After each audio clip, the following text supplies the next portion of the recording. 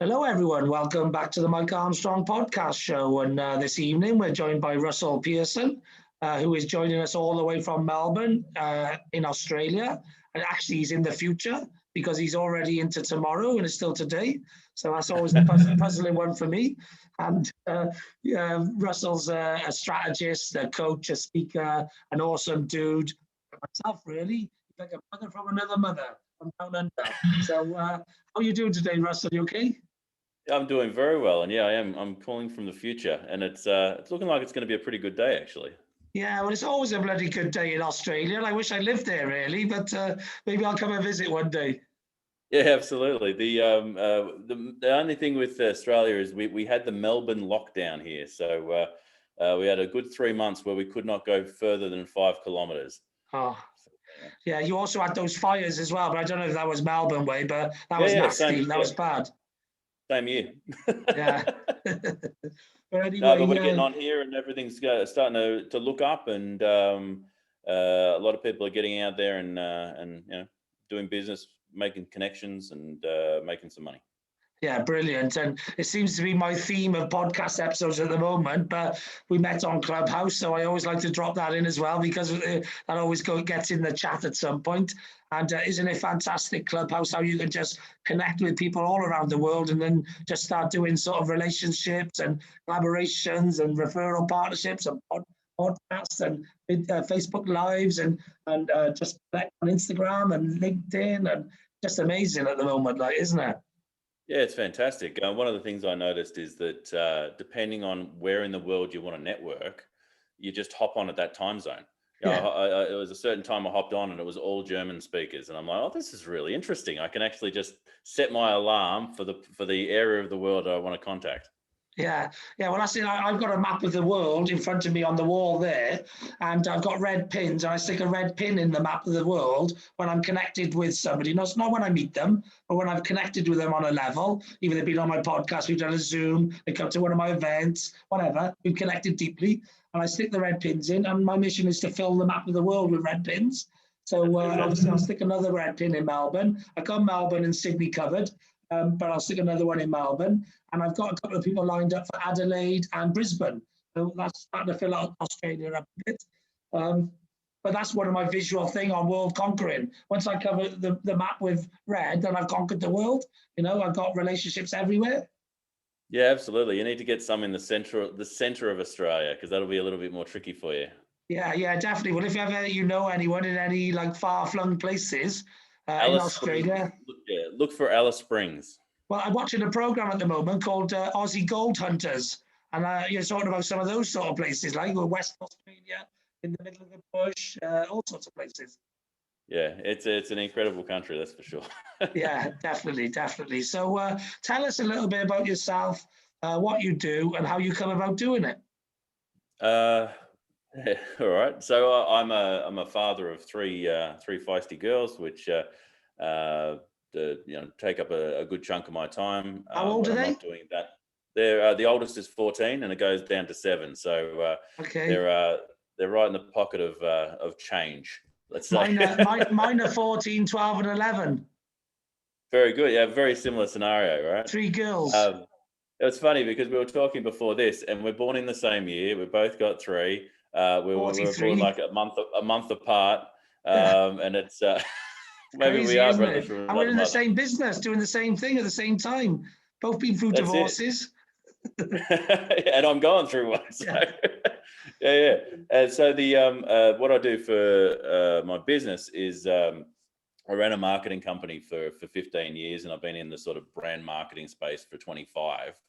And the last 3 years, I've really focused in on the mentoring side of things. So, much like you, I have a mastermind program. I help a lot of business owners basically take the next step in their business, whatever that might be, and do it with energy. So one of my big things is that in business, all we have is energy. We've got the energy that we've spent in the past, which is the money and resources we now have. We've got the energy we're going to spend in the future. We've only got 24 hours in a day, just like every single other person on the planet. And so where are you putting your energy? Because the only thing that really stops a business from going out of business is the driver, the owner, the managing director. they run out of energy. So if they give up, then the business gives up. But if they don't give up, they can always take another step. Yeah. Which reminds me of one of my quotes, two of my favorite quotes. Rocky, which you'll love as well, same as me. It's not about, life's not about how hard you can hit, but about how hard you can get hit and keep coming forward. And then another one is, doesn't matter how many times you get knocked down, as long as you get up at least one more time. Yeah, absolutely. Because if you can take a step, it usually means you can take one more. And if you can take a few of those steps in a row, you get the momentum back in your business. And that's what I love, especially in the last 12 months with everything that's going on. But even before that, the world is changing so fast. The business owners their heads are spinning. And so helping them adapt in that space inspires me, which gives me the energy that I can then give them. So for 15 years running the marketing agency, there was some great clients that we had, but it was also a service-based business, which meant that you needed to have the energy for the client, and they weren't part of the journey as much because you would go and do a thing for them, and they would be like, okay, you're going and doing that. With this, I'm working directly with them, and I can actually I can feed off the passionate business owners I work with. Yeah, definitely. And again, similar sliding doors as well. I started in entrepreneurship at 11. I got into sales at 15. And so I've been in management since 18. And I was in a tech startup credit reference agency for a big chunk of my employed career, 10 years. I promoted 9 times in 6 years, worked my way up from telesales executive to premier account director, went under the MP, and grew a massive sales team from 7 people to 17 people, from 300 grand to 5.7 million, which is 20 times growth in 8 years. Before that, I did a bit of like glaze sales. I did a bit of like promotions, a bit of like selling radio advertising, TV advertising, etc. And then when I got out of the credit industry, the startup, which was a fintech, I started my own marketing agency, which I've been doing for like nearly 10 years. So very similar sorts of skills and experiences. Yeah. And I think other than the paper run that I did when I was 12, before that, I have an art sort of background. When I was like 8, I had a gallery opening that got in the newspaper and a few other things like that. So at that same time, my parents thought, this would be good to encourage him. And so they took me up to the local craft shop. And they said, if Russell was to draw his little pictures on some T-shirts, would you put them in there? And they said yes. And so I created these little cartoon characters, drew them up on the T-shirts, on these little kids' T-shirts, and put them in the shop, and they sold. Nice. And so I didn't even think at the time that I was entrepreneurial, but looking back, it's in you. Did you play sports as well? I did boxing, and it was more solo sort of sports rather than team sports, which I love working in a community now, but I do tend to find that even the things that do attract me are probably introverted. So in my spare time, I do blacksmithing because you're always up here, and I needed some sort of physical outlet, and so beating on hot metal sort of gives me that outlet, and that's great. Yeah. And it touches on the artistic side as well, but boxing and athletics, things like that. Yeah. Well, I was the fastest boy in school, junior school, and a couple of years in high school. I did the League and Cup double in rugby in high school as well. I played for the school, basketball, baseball, discus. I did a bit of everything, So I was a very That's hilarious. And, it is very much a sliding doors thing, because there was there's an event at the school where I went to high school, and it's called Chariots of Fire. And the movie Chariots of Fire. Yeah. They run around the school in this race, and so every year they have this thing where you have to wear your school uniform and your school shoes, and you've got this circuit that you've got to go around, and the fastest person wins the Chariots of Fire for the year. And it's very similar. So I won it in the year of my 12th year, and got the name on the cup. Yeah, well, brilliant. Well, what happens is when you start off as a kid with a winning mentality, you keep it through life, which is why you become a high achiever, why you're able to do a lot of things, So I'm very creative and artistic as well. I wrote poetry. I took part in a competition with school. We won a computer for the school. I used to have to go to London to collect it and stuff. To be in the paper a lot when I was a kid, scoring tries for rugby, winning stuff for the school. You get used to media and attention and stuff like that. I was the leading boy in drama in school. I used to play all the lead roles because I'm loud and I'm intelligent. I remember words well. But these are all things that shape your future. Well, I just need to put on some sunglasses and a cap, and we may be 2 peas from a pod. But to be honest with you, Clubhouse is a place where people's vibrations are getting out there and they're attracted like-minded people.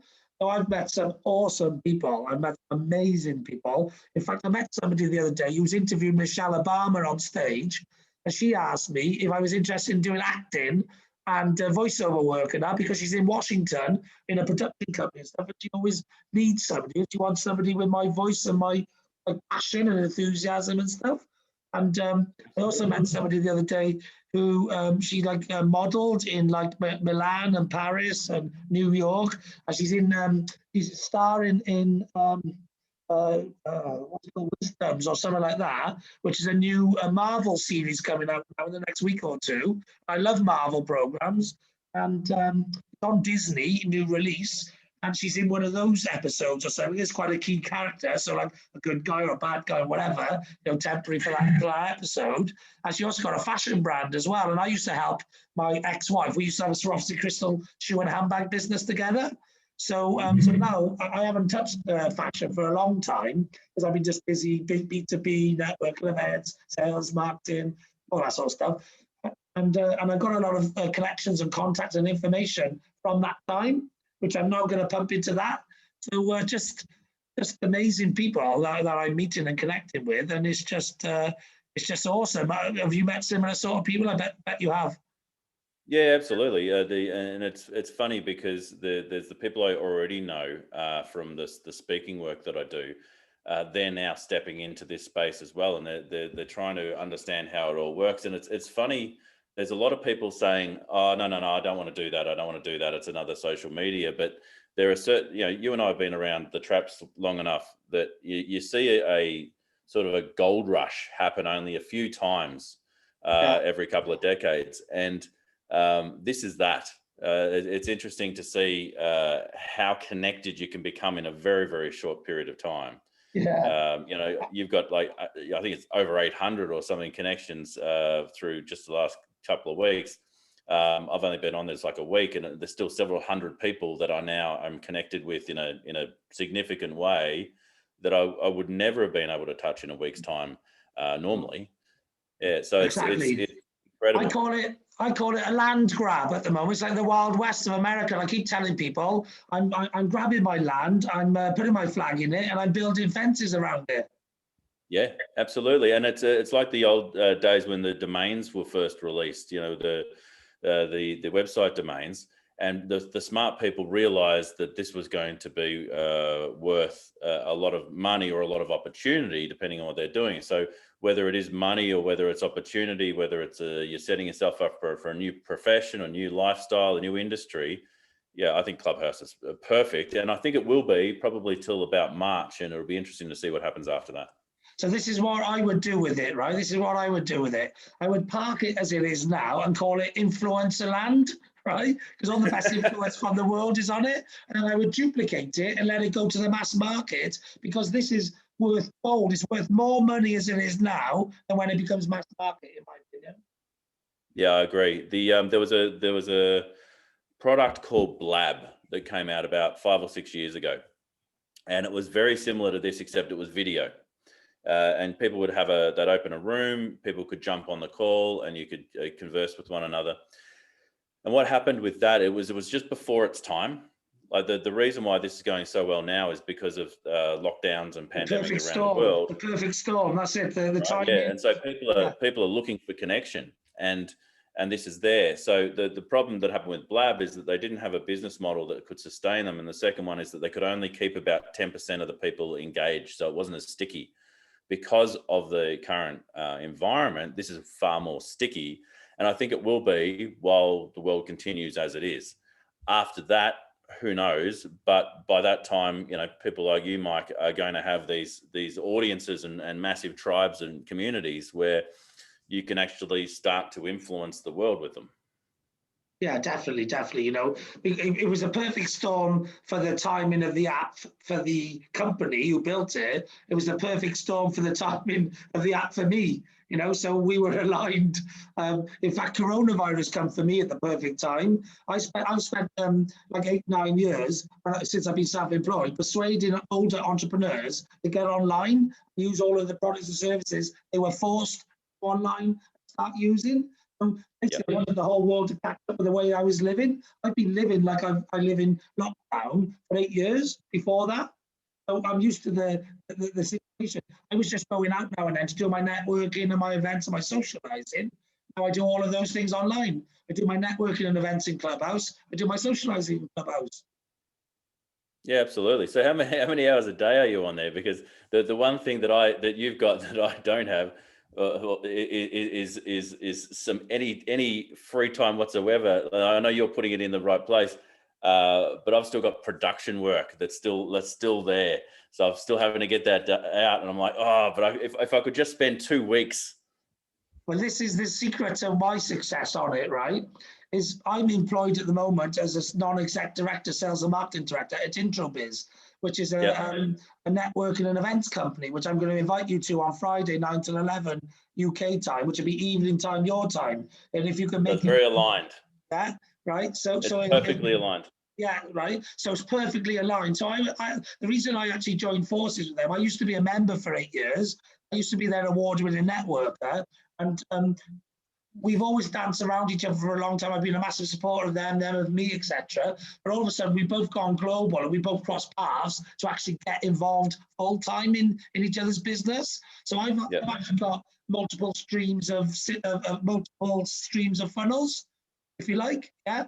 All of them are about helping entrepreneurs, which is aligned with my own goal as well. Yeah. So I can help people with things like multiple streams of income and passive income. I can help them with networking and events. I can help them with speaking opportunities, coaching opportunities.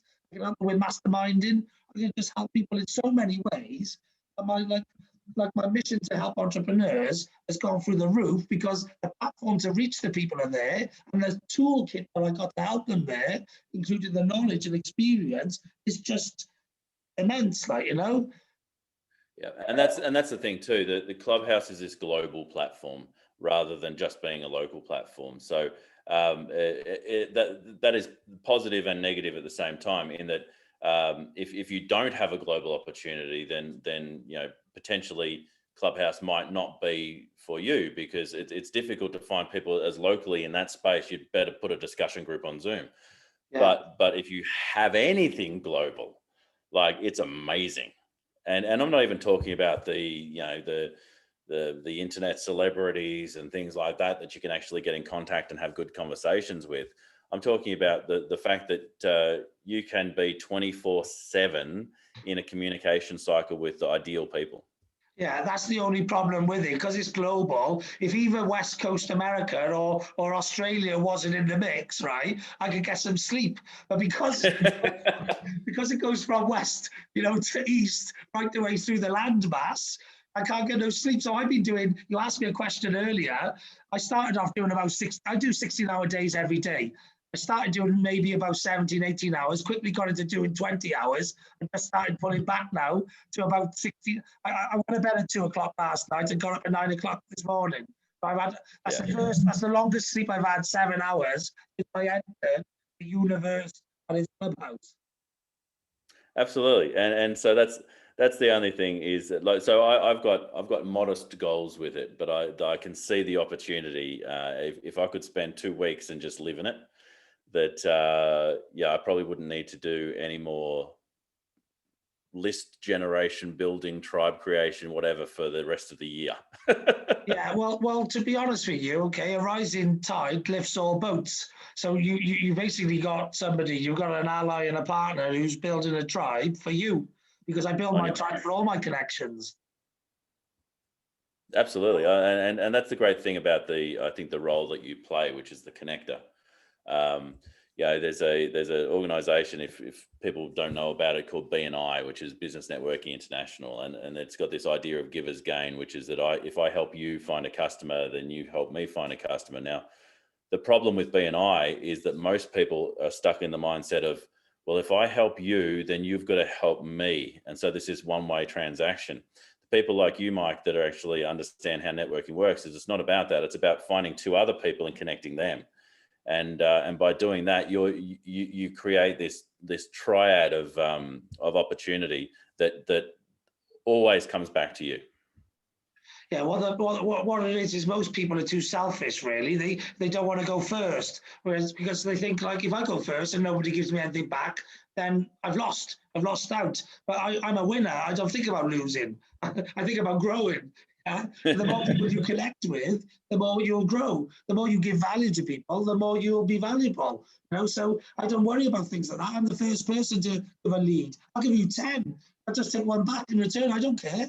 It's not a measurement game and stuff. It's just, let's help each other. Let's grow. Yeah. It's a mental shift. It's a mental change. Too many people see the world as competition, as scarcity, as all these things, whereas I just see it as like, get on with people, just help people. One of my favorite sayings at the moment is if you can be anything, just be kind.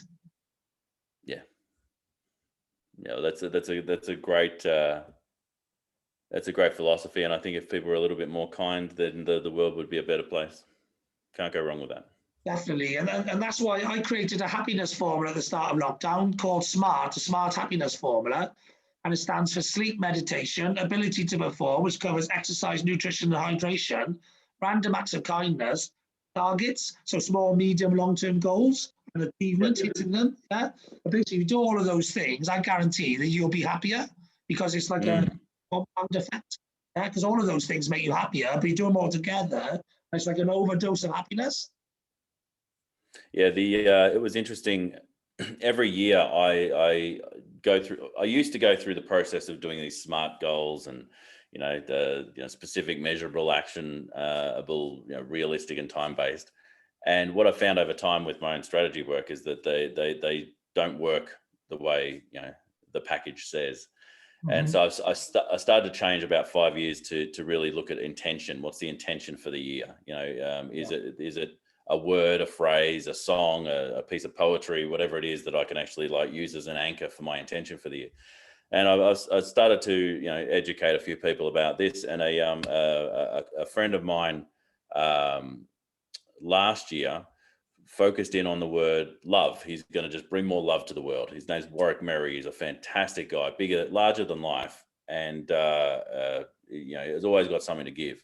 You want to send him my way? You want to send him my way so we can have a chat about love and happiness?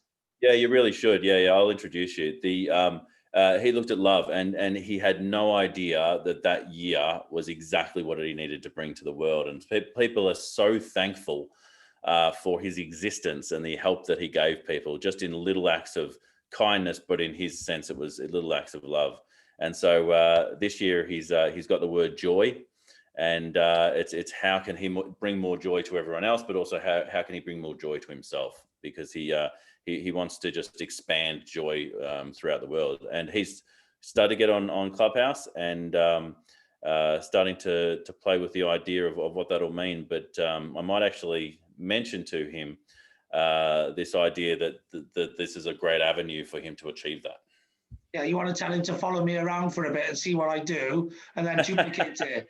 Because I know. Well, he does very similar sort of things. Yeah, I actually mentioned your model the other day, that it's this great way of introducing everybody. It's simple, yet it's really useful and valuable for people. And most of the best things in life are simple. Kiss. Yeah. Keep it simple, stupid. That's it. Yeah. So yeah, it's been amazing again to find out about you and see that we've been living similar lives for a long time and all of that. It's just, I love all of that. I've also got a success formula as well, actually. So I'm always willing to share that as well. It's what I learned in that 20x growth period of my life. Yep. And all that. So, and what I've learned since as well, which is giving me the ability to go and do what I'm doing. Called Streams. And it stands for systems, technology, relationships, efficiency, action, marketing, sales. And Yep. basically, they're the 7 things that I believe if you invest your time in throughout your life, you will get more and more success because they're all the pillars of success. Yes. Yes, that's very, very cool. So when you do your planning, you actually make sure you step through each of those, yeah? Yeah. So I'm actually going to produce content, books, coursework, everything on that type of topic. Yeah. So I'm going to deep dive on systems, technologies, relationships. Obviously, relationships I'm going to deep dive on because There's plenty of experience. Then I've got like marketing and sales, which I can deep dive on from 32 years of experience in that, and literally I've got a mastermind called Strong Communicators with a Facebook group and a LinkedIn. And it's like podcasters and coaches and speakers and global networkers. And that is just going to mushroom now because of this, right? Already a few people coming into it anyway. I've also got a new group called Clubhouse Connections as well. And so basically, I bring people to the mastermind. We're all learning off each other and growing. Obviously, the benefit of mastermind.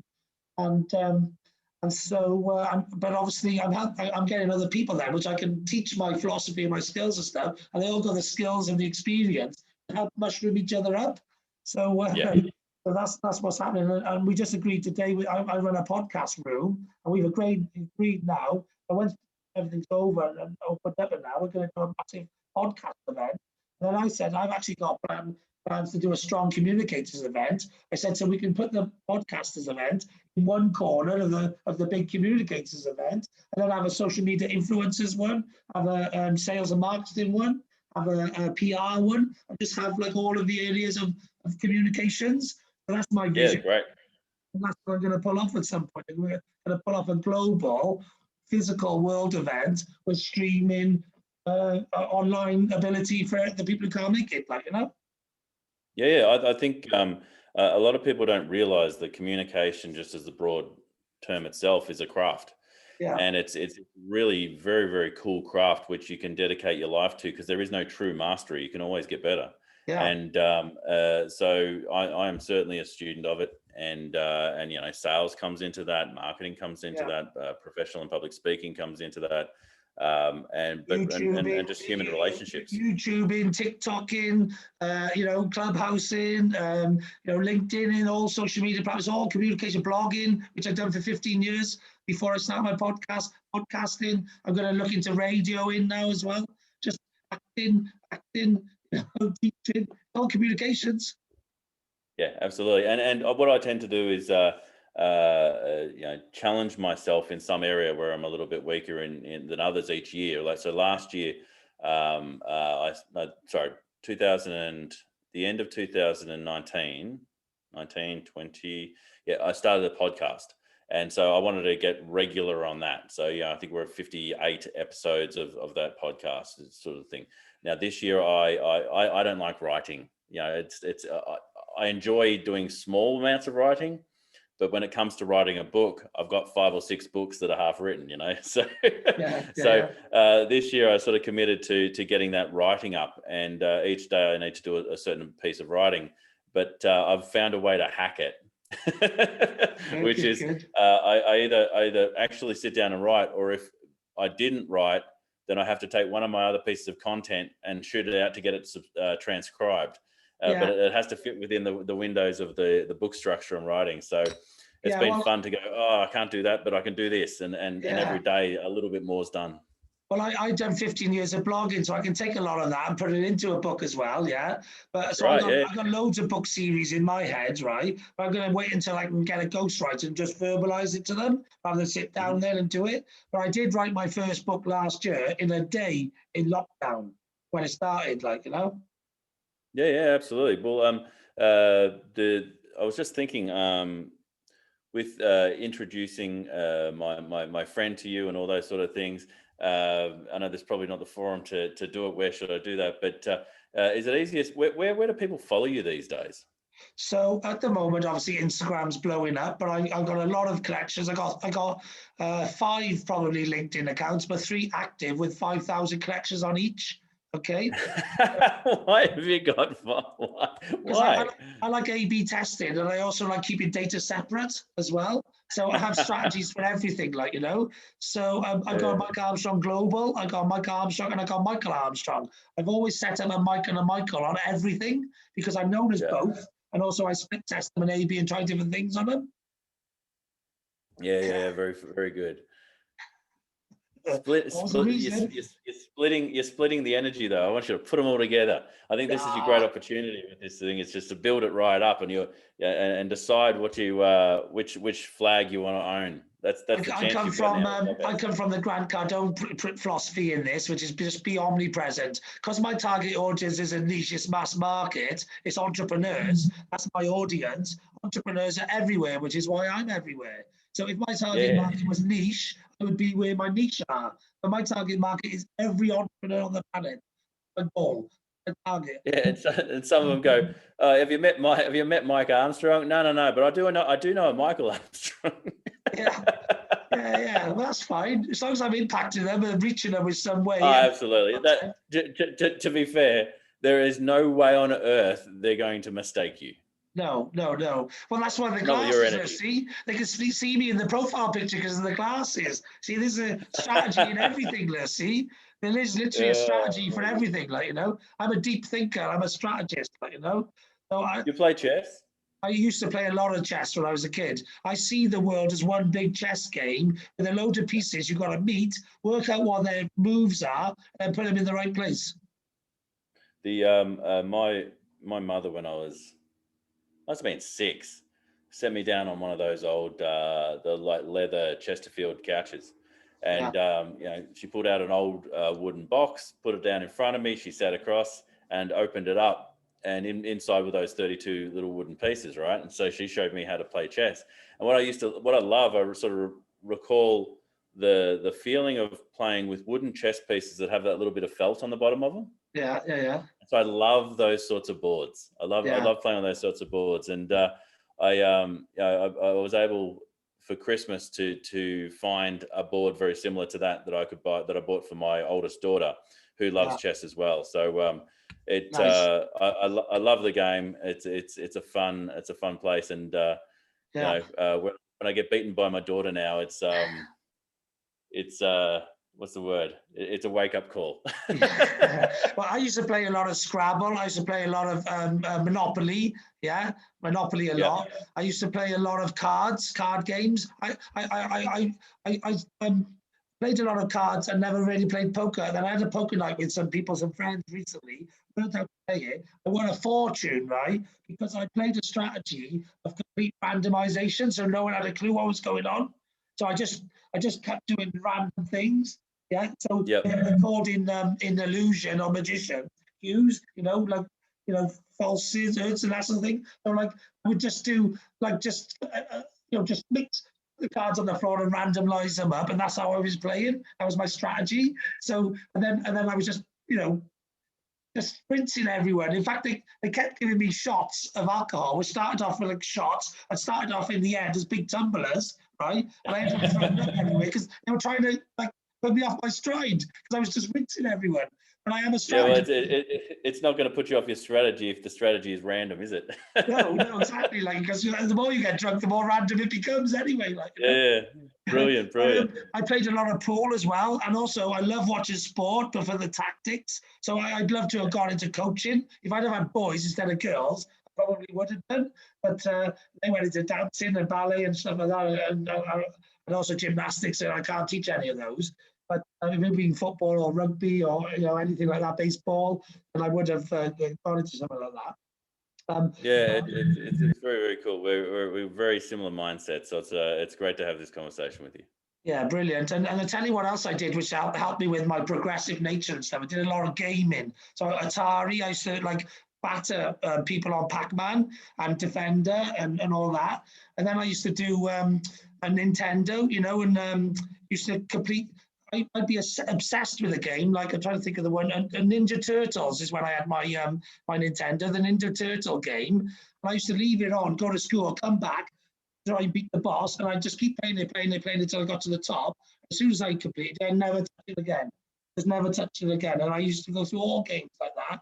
And So that's my progressive nature. That's how I am. I just need to progress. I need to grow. I just need to keep growing. It's the reason I left the corporate structure, actually. I was one under the MD for 4 years, and he was a young MD, and I just didn't think it was going to happen quick enough. I didn't want to have the patience to sit there waiting, because all I ever wanted to be from 11, when I got inspired by Richard Branson and stuff, was my own boss, running my own company as an MD or an MD of a company. I worked my way right up the pyramid to MD of a company, just one below, for a while, basically, and then just thought, you know what, it's time to do it your own way now. Like, you know. Yeah, well, this is the opportunity now. It'll be really fascinating to see where you take this community, this clubhouse, the opportunities with the networking business you're working with, and then what happens over the next few years. Yeah, well, my mission is, right, I love the personal development space. I love listening to Jim Rohn and Brian Tracy and all of that sort of people, right? But all of the major players are American, right? And I'm not having that. That's why I've been inspired to put myself on the stage as a Brit and as a Welshman, yeah. And obviously I can get you on there then when it happens as well. And we've got some Aussies, they're still all white males then. So what I want to do then, I'm connected in my mastermind, Persians and Afro-Caribbeans and all sorts of Irish females. And what I want to do is just bring all races to the stage and actually make sure that a personal development top world-class event is diverse and full of like awesome people from all over the place and all walks of life. That's my mission. Like, that's part of my mission. Absolutely, and you can really do it now. Like there's been online events for as long as there's been online, but it's only in the last 2 years that it's really started to kick off. Last year, right at the start of the lockdown, because I put this little space together where I do a lot of the presenting now. I was able to speak into Nigeria, of all places. Now, I would never have had that opportunity had any of this happened. So there's so many silver linings.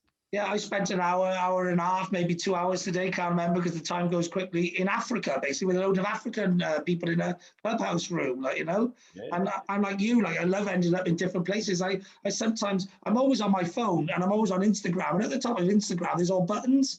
And when you're pressing the button, sometimes a pop-up pops up and you end up pressing the pop-up instead of the button and you end up in a random room. and then I stay there sometimes, and then I don't stay there other times, depending on what's going on, like, you know. But I love ending up in random rooms. Oh, that's funny. Well, look, I've got to jump into another room myself because I've got meetings all day long after this. But absolutely fantastic to have a chance to speak to you again, Mike. Yeah, it's been awesome getting to know you. I know we're going to stick in each other's lives for a while now because we've been on parallel paths for a while and we've crossed now. It's how we can help each other. And I'm here all the time. I know what you're going through right now is tough. If you ever need anyone, I'm here, okay? Because it is tough. It's hard work. You know, any change a big change in life is hard. If ever you need anyone to talk to on a level or someone who's been there, done it, anyone we can just leverage each other's contacts and relationships from and that. I'm all about the sharing. Sharing is caring. I'm all about being kind, and I'm all about growing together, and the rising tide lifts all ship. If we can get that tide going together, and you know, so be it. Fantastic. And look, if any of the business people who are following you, Mike, I'm going to get Mike on to my podcast, which is the Marketing Report with my name, Russell Pearson. So search for that on wherever you get your podcasts from. And I think we'll have Mike on an upcoming episode talking about his not just about networking, but you can tell he's an amazing networker. And if you know him, you already know that.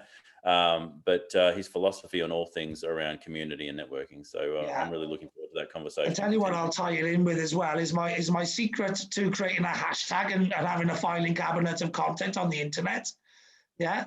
And don't also, tell them yet. Wait for the podcast, and we'll reveal all. I'll drop it on your show. I'll drop that in there.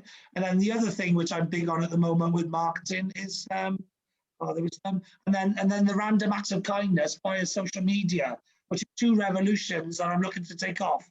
Yeah, I want them to be associated with me because it's helping entrepreneurs massively, and I want people to realise that I've helped them create a filing cabinet of content in the internet for all their content. And then I want them to encourage every entrepreneur on the planet by spreading happiness, by doing random acts of kindness, like just posting, liking, commenting, sharing someone else's post, so that it makes you feel good, it makes them feel good. So I'll share that one to the community as well. I share that one all the time. But the hashtag one, I only tell a few people about that one, because it's a special one. It's a big one. Fantastic. So I'll share that to your community for you, okay? I'm looking forward to the conversation. If anyone wants to see what else I'm doing, you can find me at russellpearson.com. And yeah, until next time, stay passionate, mate. Brilliant, I will do. And you just keep doing what you're doing as well. And when you're ready to do what I'm doing, because I'm just doing it a little bit ahead of you by the looks of it, I'll help pull you up into whatever place I'm in at that time. All right. Yeah, absolutely. It's a fascinating networking philosophy you've got, and I love it. I think you're doing great stuff. Brilliant, awesome. Okay, thanks a lot. There's nothing else left for me to say other than have a great day. I know I will. And thanks very much for listening. Cheers. Bye-bye. Thanks all.